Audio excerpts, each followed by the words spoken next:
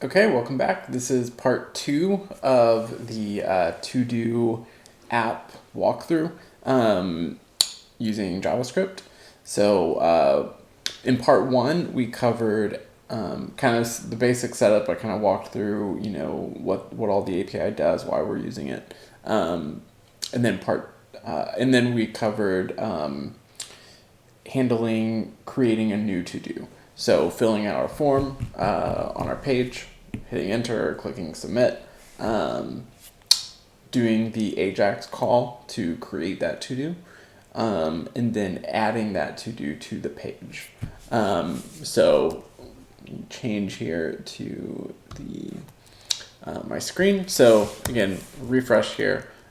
These are just two fake to-dos that I have in my HTML, but if I add a new one and I hit enter, it gets added to the page. So just to kind of walk through, again, the JavaScript that we've got so far, pretty simple. We've got our API key. We've got our event listener on the submit of the form. So we selected the form by ID and add event listener submit. And then we just have this function here that gets the event. And we do prevent default, which prevents the default form submit action. And then we set up our data with the text. We create our XML-HTTP request. We handle response, and on a successful response, we call this render to do function that we created. I'll show you that in a second. We open it as a post. We set some request headers, and then we go ahead and send the JSON stringify data. So then, one thing to point out is that in our HTML, we want to add the ID of each to-do, which we don't know until we've done the Ajax submission. And then the full to-do object comes back to us from the API. So once we get our response here, we can JSON parse the response text, which turns it into an actual object. This response text here is the JSON text of our full to-do after the ID has been added by the server. The created at timestamp, updated at timestamp, so on and so forth. So we call our render to do function, passing in that full object. So then in our render to do, it accepts the parameter, which I've just named to do data here. So again, whatever we put inside these parentheses when we call this function, whatever we put inside here, it comes in as whatever we name this. So we can name this whatever. We could call this, JSON from server or something like that. It doesn't really matter what we name it here because this is parameter 1. This is the first parameter. So whatever we put inside these parentheses gets passed in, and then we can access it inside this function using this whatever variable name we use here. So to do data. We can also do multiple parameters. This is kind of getting outside the scope of this. I'm going on a little bit of a rabbit trail here, but say we had some other value, we could say foo, using a comma here to separate. So my linter is telling me that it's I'm not handling this yet, which is okay. So we can use a comma to send multiple parameters. So then here in our function, we can say comma, something else. And if we, something else, and then refresh the page, and put something in, we see that gets console logged. So again, these parameters, you can name them something else. All it is we're passing a parameter into a function that we can then use. Okay, so we've added to-dos. We can display them on the page. The next step is to go ahead and make sure we load any existing to-dos when the page loads. Hopefully you can't hear my daughter crying in the background. She did that last video too, that I was making last night. She's kind of sick, so she hasn't been sleeping super well. Okay, so when we refresh the page, you notice all those that we've created disappear. So we need to load those when the page loads. So if we go over to the API documentation and we go up here to the top, we see list to-dos. This endpoint returns an array of all to-dos for the provided user. So that's what we're going to do. So we're going to do a GET request. It doesn't require any body because there's no data being sent to the server. And then the example response, we see here it's an array because it uses square brackets of objects. So there's two to-do objects in here. So if you click on more info here, you can kind of see the other stuff that we have to do. So we'll just look at this JavaScript example and kind of pull in some of this. So we create our XML HTTP request, we do our ready state change, and then we open it as a GET with our request header. So let's go ahead and do that. And we can just do this when the page loads. So we'll do it up here at the top. We've got this comment from before that we added to make sure we remember what we need to do. So we're going to say var, and I'm going to call this list request.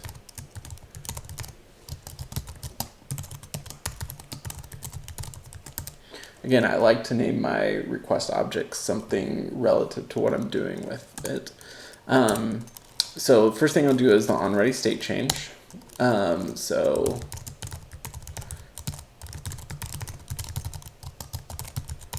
function, and then I'm going to say if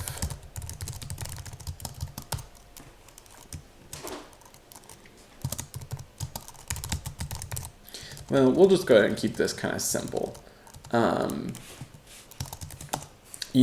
This example down here, I said if status is 200, then render it else, console and error. We're just gonna kind of skip that error handling now just for time's sake. And this is a GET request. Really the only thing that could go wrong is if our API key is incorrect or something like that. But since we're not sending any data, there's less chance of an error happening. So if ready state equals 4, which means the response has been received and processed by your browser and it's ready to be accessed, let's go ahead and just console log this response text just to see what it looks like. Well, let's go ahead and do some error handling. The status equals 200, and then we'll say else if this dot ready state equals 4. So again, if ready state is 4 but status is not 200, then we'll say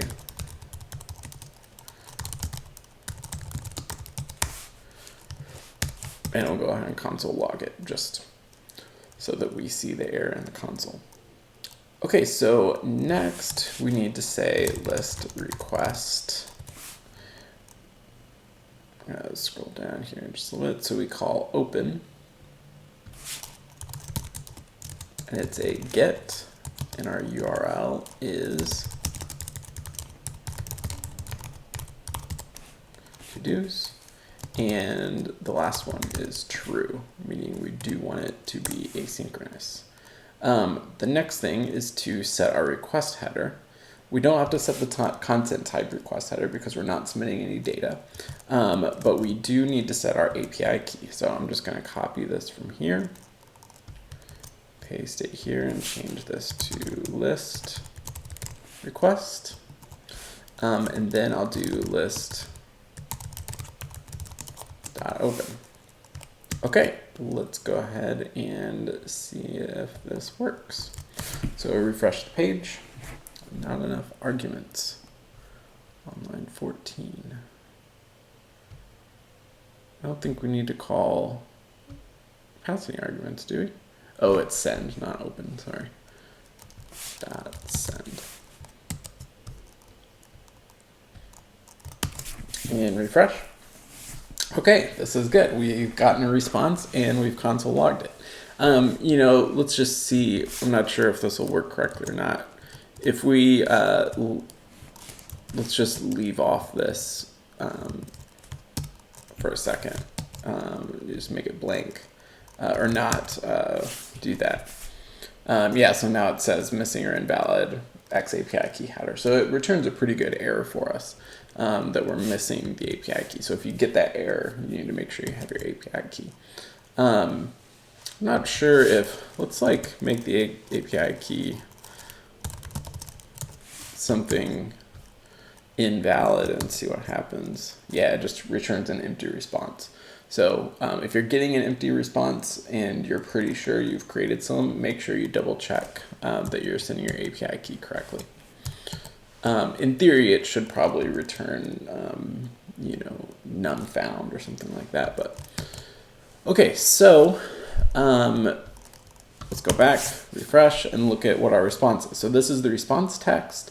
So it's just a string of JSON, and you'll notice it's, you know, got this square bracket right here. So it is an array, and inside this array is an object with all of our properties, our text, updated at, and then here at the end it closes. I can't see this. Well, it's just there's multiple objects in this array. So it's a string right now. So we need to JSON parse it. So let's do json.parse this.response text. We need one more closing parentheses. So let's save that. So now we see something a little bit different. Instead of a big string, we actually see that this is an array. It says right here, array with 18 with a bunch of objects inside, and we can see the properties on each object. So this is good. We now can actually, you know, for instance, we could say, you know, JSON parse this.response text, and we could say 0 to get the first one. So there we just have one.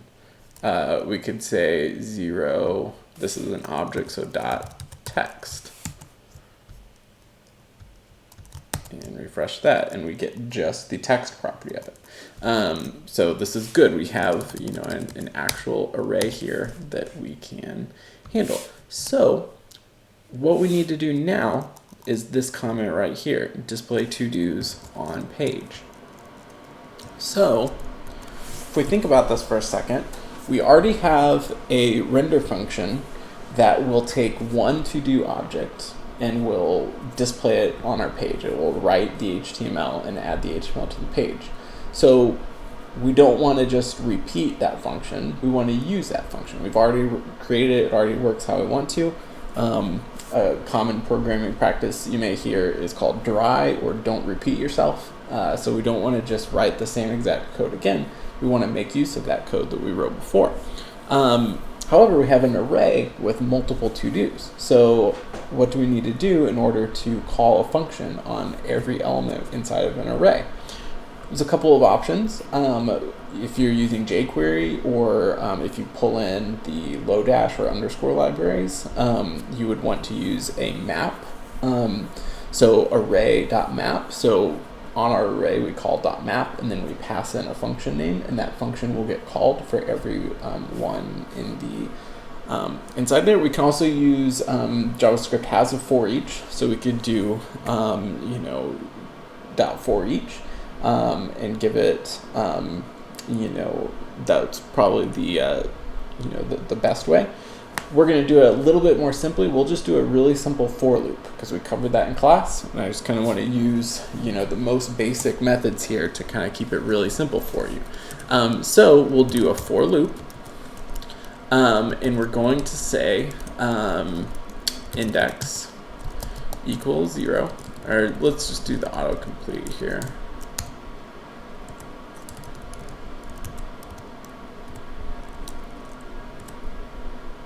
There we go. So we've said index equals 0. We'll do var here just because let is we haven't covered in class. So we start our counter at 0. We check if it's less than our array.length. We'll need to replace this with an actual, you know, our actual variable. And then index plus plus. So we add 1 to the index after the loop runs. And then you can see we can access array and then the index to access the one that we're currently iterating on. So instead of this console log here, let's say var ToDos equals JSON.parse this response text. Get rid of this extra parenthesis. And then I'll use ToDos here in place of array. And then here we can say ToDo.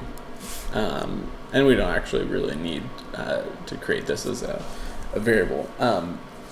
So let's actually just go ahead and console.log, just again to make sure it works.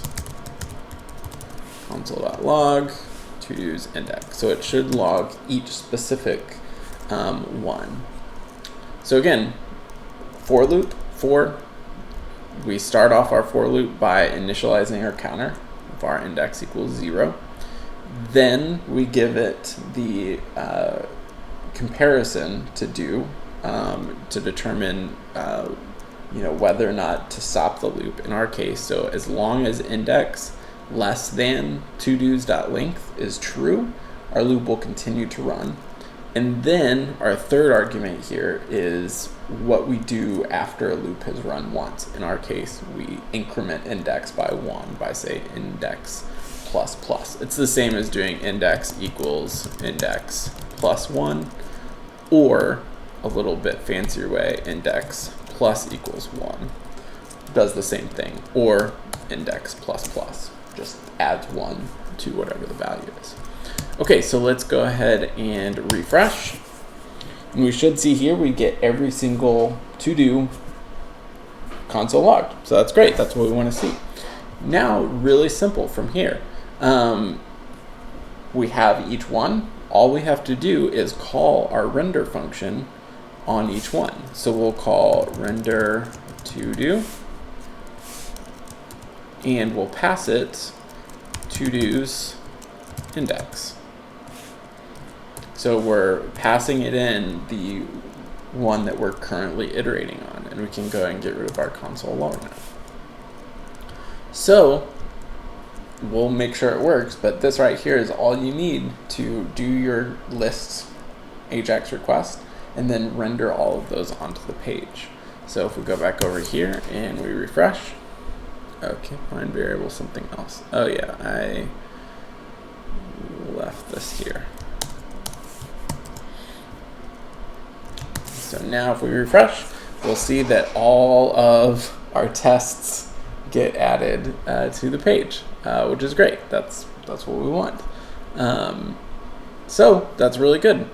We've got all of our ones added. If we add a new one, a new test, I hit enter. First it gets added, a new test. But now if we refresh the page, it's still there.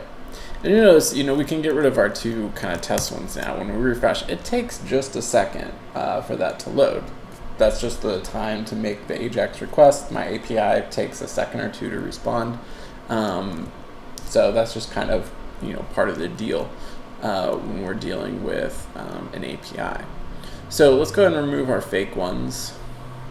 So there's these two articles. Go ahead and get rid of those. Okay, so that's great. We have pretty much all we need there as far as making the request and adding them to the page.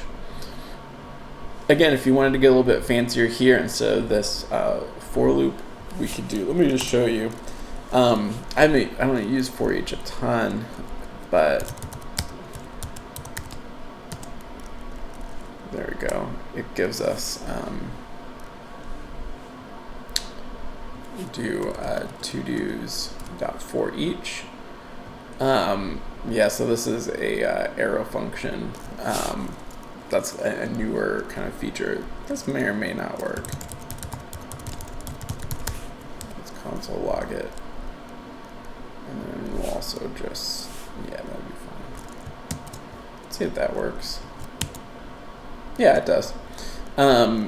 This is a kind of a newer ES6 kind of thing, but it seems that it's supported at least in Safari. So this would be the other way of doing it. Again, really nice that JavaScript now has this for each. It didn't used to. It's a relatively new thing. And then, so this is how you do it, and you use this arrow here.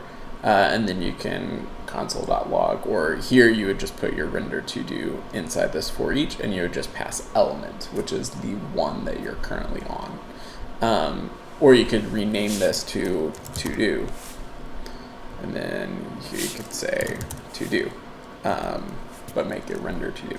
So anyway, that's how you would do the native JavaScript for each. Let's get rid of that. Okay. So next, let's scroll down here and see some of our other comments that we need to do. So we need to handle to-do completion, and we need to handle to-do deletion. So if we click on complete here, we see our console log, but it doesn't actually do anything. Same for the delete button. So let's go and do that. Let's go ahead and pull these comments here into our functions, just so we can kind of keep track of them here.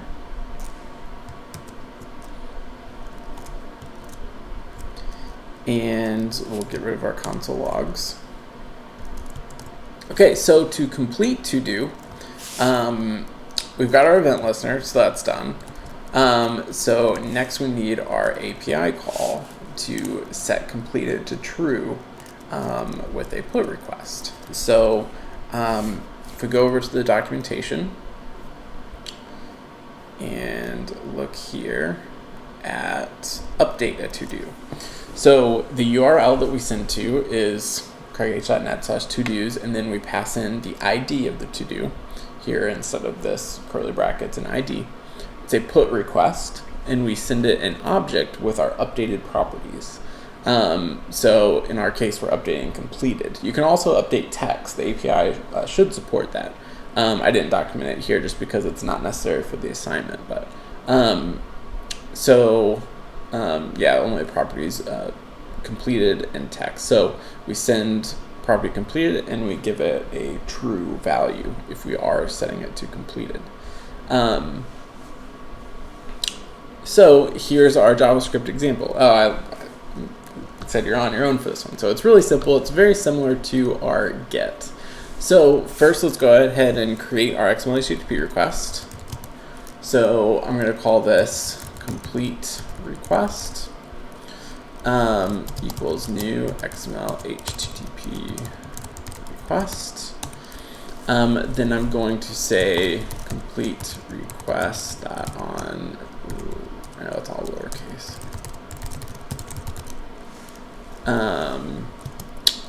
Equals function,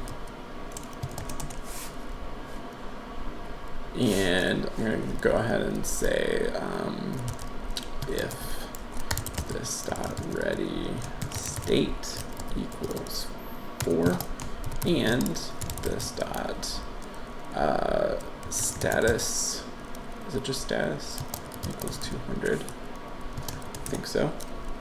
Console.log done. Else if this dot ready state equals 4. And you could just copy this from your previous examples if you want. I should have, because I may mistype something. Console.log this dot response text. Actually, I'll go ahead and make this also.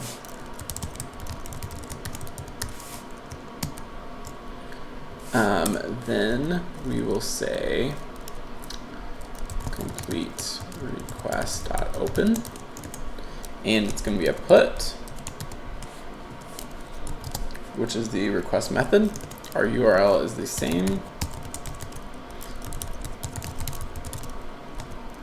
/todos, except we also need to pass in the ID. So we'll do that here in a moment. Let's go ahead and just say plus to-do ID. We'll create that here in a second. Comma true for asynchronous. Add our semicolon. Then we're going to say complete request.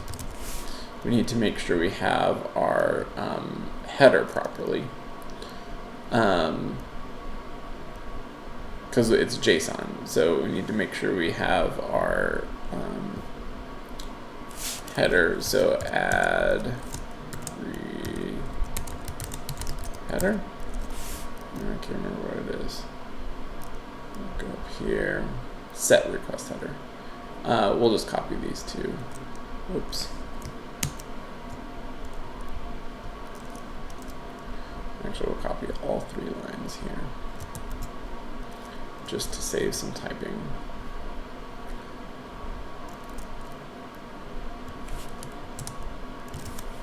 So paste, and then again, Control D or Command D on a Mac once you've highlighted. So if I highlight, I'll double click this to highlight the whole thing. And then Command D will select all 3 of them. It'll select anything that matches. And I'm going to say complete request. Really good pro tip for saving some time when you're typing. So our request header is the same as the rest, application JSON, because we're sending some JSON data. And we're sending the JSON stringify of our data. Now we haven't actually created our data, so let's go ahead and do that. Var data equals, and it's an object, and we're saying completed true. Add a semicolon. So, I'm trying to think if we're missing anything. Don't think so. Oh, we need our ToDo ID. Let's do that up here at the top. Let's say var ToDo ID equals. And so let's think for a second how we need to get this ID. This is the ID of the to-do for the button that we've clicked on. So I covered this in class, but inside the event, so event here is a parameter that gets passed to this function. Any, add event listeners, man, so many pop-ups. Any add event listeners get passed an event. It may even tell you in here. Maybe not. This is really long. Not that helpful. Any of these functions here inside your add event listeners, they get automatically passed an event object. And again, you can name this anything, but typically we name it event because it is an event. So it's just referencing the event that triggered the listener, that triggered our function. So this event has several different things on it. You can console log it if you just want to see what all you have. In our case, we're going to look at the parent node, or no, we're going to look at the target. So the target is the actual element that the event was called for. So in our case, it's a click event. So this is event.target is going to be our button itself. So that button doesn't have the ID on it. The parent of the button does. So we've got our ID on the article. So if we look here, if we inspect this, this button right here is what's getting clicked, and that's what the event is firing on. So event.target will reference this button. But our ID here is in the ID property of the article that's the parent. Thankfully, it's really simple to access that. We do target.parent node. So parent node references the parent element to the whatever it is we've selected. And then we can just get .id. So we can just grab the ID of the parent node of the target of our event. So again, just to walk through this one more time, event gets passed to this function and it just references the event. So there's several different properties on here. The one we're interested in, the target, which is the element that the event was triggered for. In our case, that as whichever button was clicked. Then we're going to select the parent node, which will go one level up in our HTML and select the parent element of that event target, in our case the button, so we're selecting the article, and then we're grabbing the ID property of it. So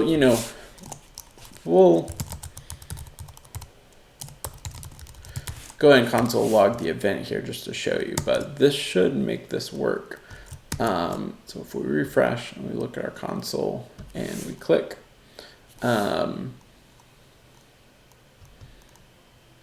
is empty here for some reason. Oh, this is the event. That onReady state change. Yeah, that's the response text. So here's the event. So we see that it's a mouse event because it was a click. So if we click into this, we can see there's tons of properties. There's the position, so the client X and the client Y. So that's, the position in pixels. I think that it's relative. It's not, relative to the window necessarily. We can see if the control key was pressed when that click happened. So these are all, properties that you have available, so we can, read these and change what we do based on this. So here's the screen X and screen Y. We can see if the shift key was held. Here's our target. So again, this target is on the button. Timestamp, so when it was clicked. Again, there's all kinds of properties here. What we're interested in is the target. So we look at the target. We can see all kinds of stuff about the target. So we see its button. We can see, what the height of it is.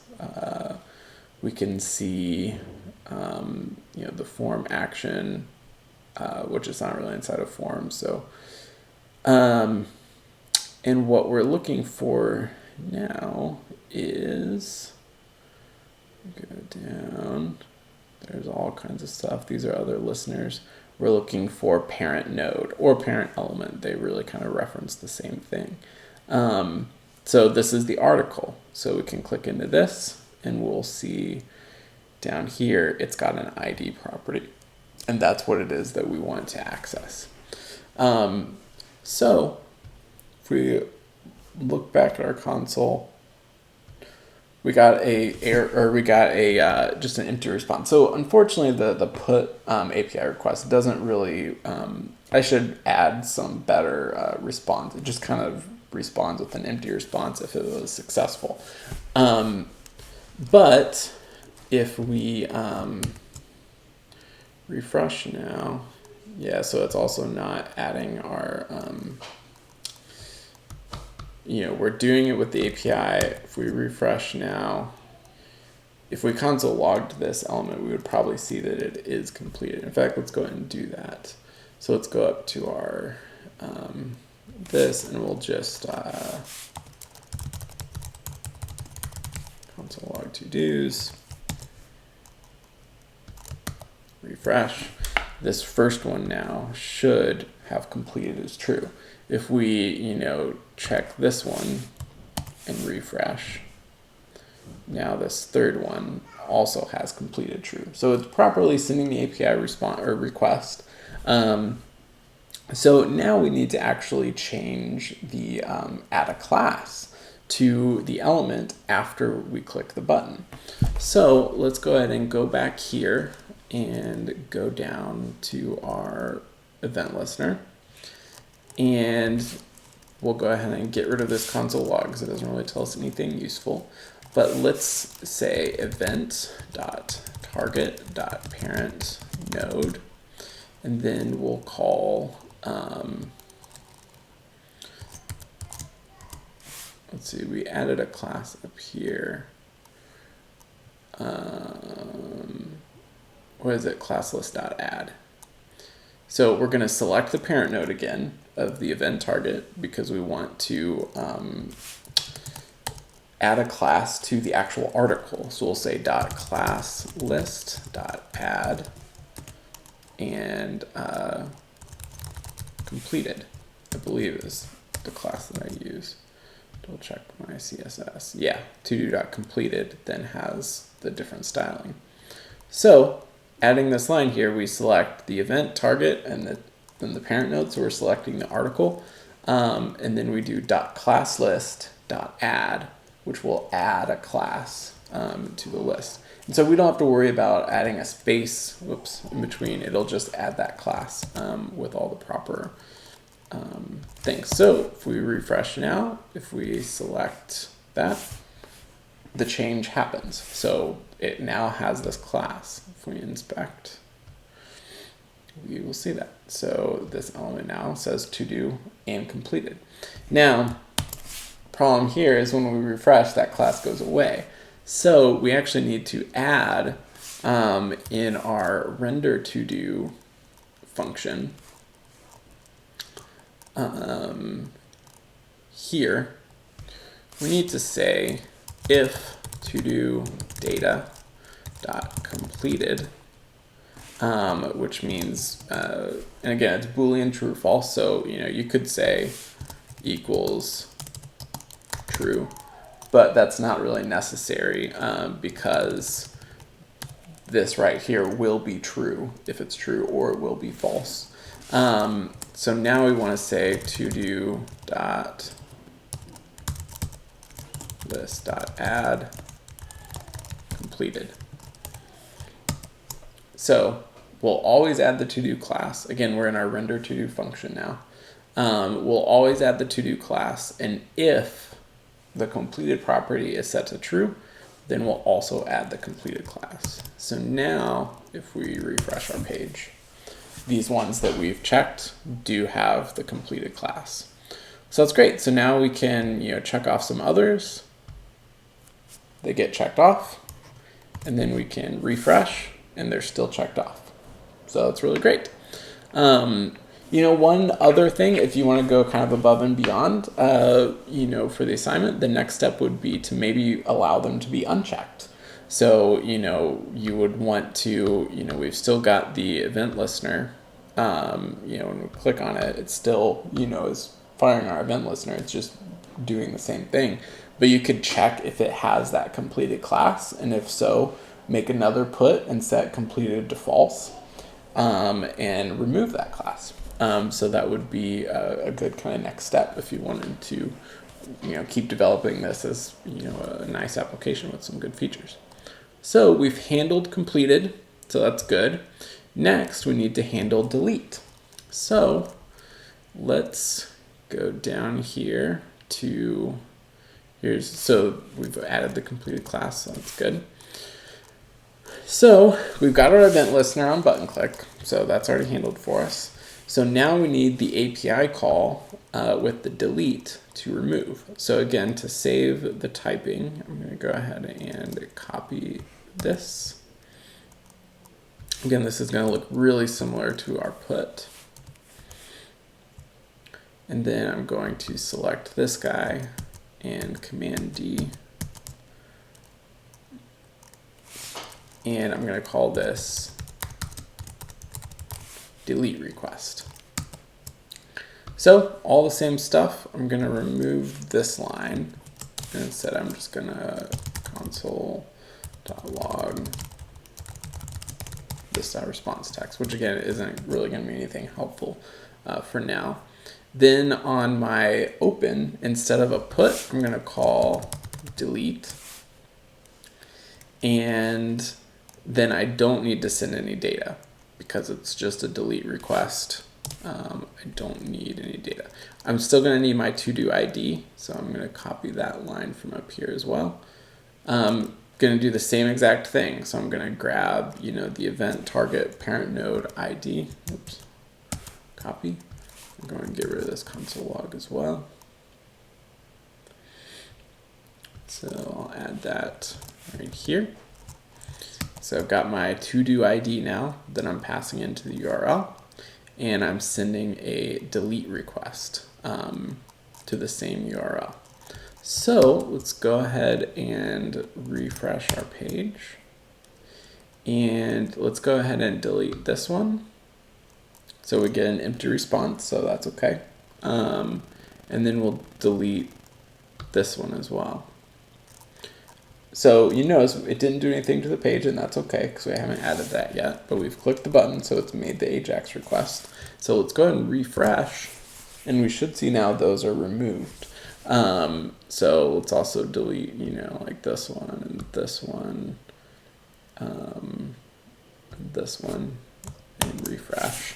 So that's great. We know they've been deleted because when we refresh the page, our Ajax to get the list of to-dos doesn't include those anymore. So that's great. It's been, properly deleted.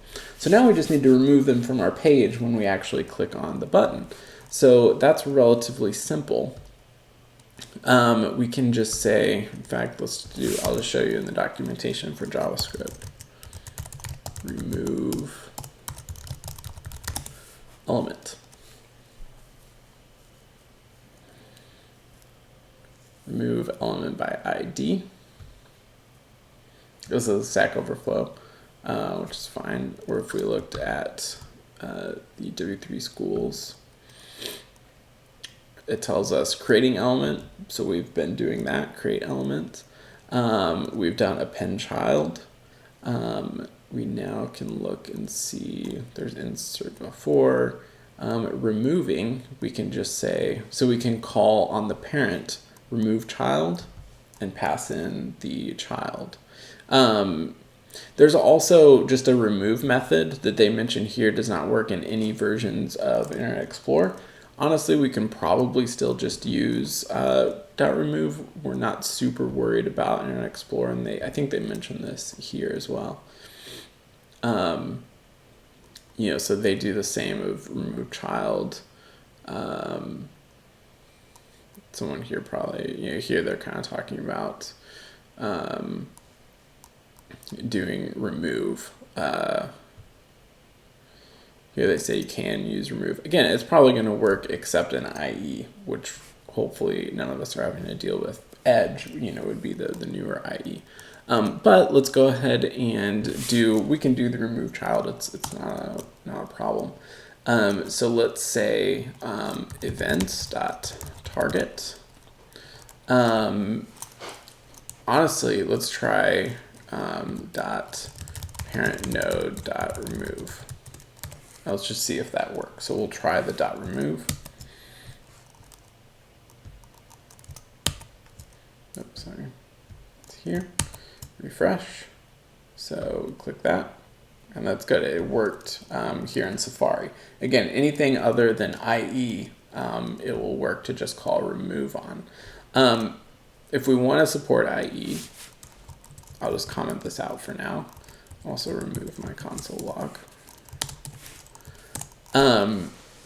If we want to support ID, we just need to call it remove child from the parent. So again, pretty simple for us. We can say event.target. In fact, let's just do document.getElement by ID and select our to-dos, which is our container.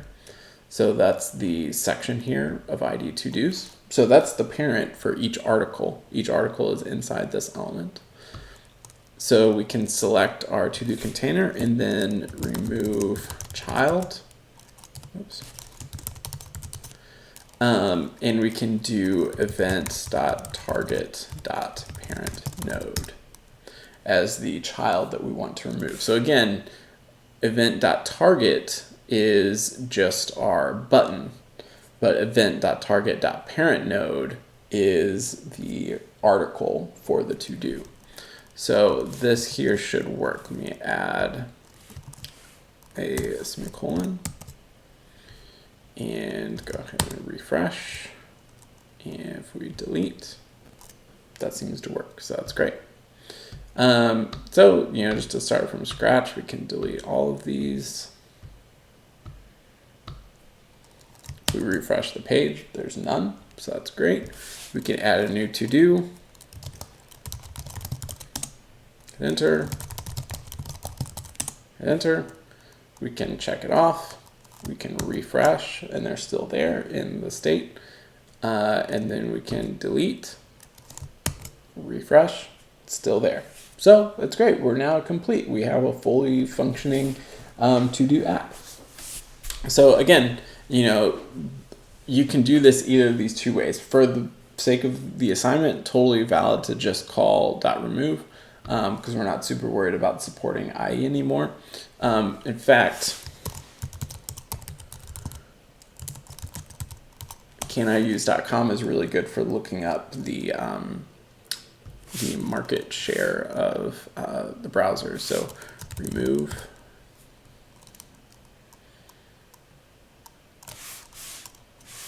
Yeah, so right here, so DOM node method to remove the node itself from the document.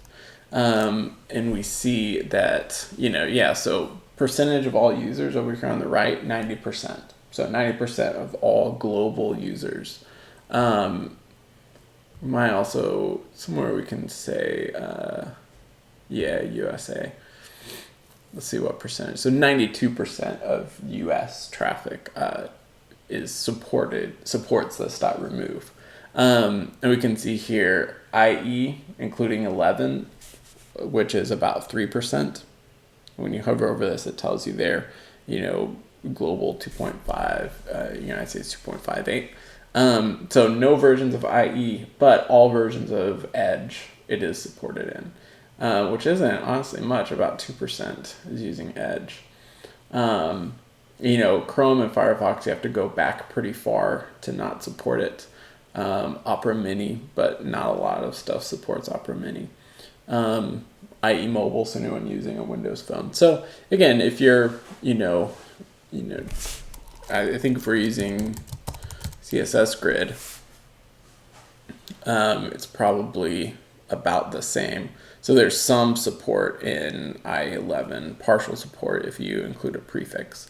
But, the percentages are about the same. So honestly, if I'm in the 85 or above, I typically, will go ahead and use it. So that's a little bit about remove. But again, if you want to support IE, you want to make sure you have full browser support. Select the parent element and then do remove child and pass in the element that you want to remove. Okay, so that's really about it. We've covered all the requirements for the assignment. We've handled creating, listing, editing by sending our put request to check off, and deleting. So we've handled all the events that we need to. Again, the styling is kind of up to you. I'm not going to really cover exactly how I did all the styling. Yours could look totally different. Absolutely fine, as long as it looks nice and isn't just default HTML. You have to do some styling and kind of make it look useful. So yeah, that's about it. Let me know in the comments if you have any questions, and have fun.